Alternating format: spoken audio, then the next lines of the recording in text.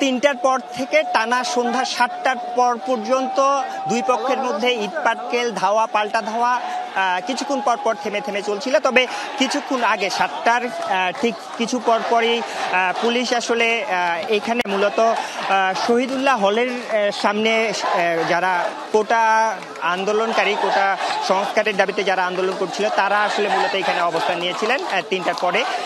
আর তার উল্টো পাশে দোয়েল চত্বরের দিকে ছাত্রলীগের অবস্থান ছিল এবং এর মাঝখানে সন্ধ্যার পরপরেই পুলিশ আসলে অবস্থান নেয়। পুলিশ আসলে দুই পক্ষকেই শান্ত করার চেষ্টা করছে এবং এর পাশাপাশি এখানে শহীদুল্লাহ হলের যে দায়িত্বরত প্রভোস্ট বা শিক্ষকরা রয়েছে তারাও হলের ভিতরে যারা শিক্ষার্থীরা রয়েছে তাদেরকে শান্ত করার চেষ্টা করছে। এখন পর্যন্ত ধাওয়া পাল্টা ধাওয়ার যে জায়গাটি ছিল আসলে 3টার পর থেকে, সেই ধাওয়া পাল্টা ধাওয়ার জায়গাটি থেমেছে। তারপরেও কিছুক্ষণ পরপর যেহেতু পুলিশের মাঝখানে অবস্থান রয়েছে সে কারণে আসলে ধাওয়া পাল্টা ধাওয়ার যেটি চলছিল সেটি বন্ধ হয়েছে। কিন্তু তারপরেও যেহেতু দুই পক্ষে এখনো দুই পাশে অবস্থান করছে তার কারণে উত্তেজনা কিন্তু দুই পক্ষের মধ্যেই বিরাজ করছে।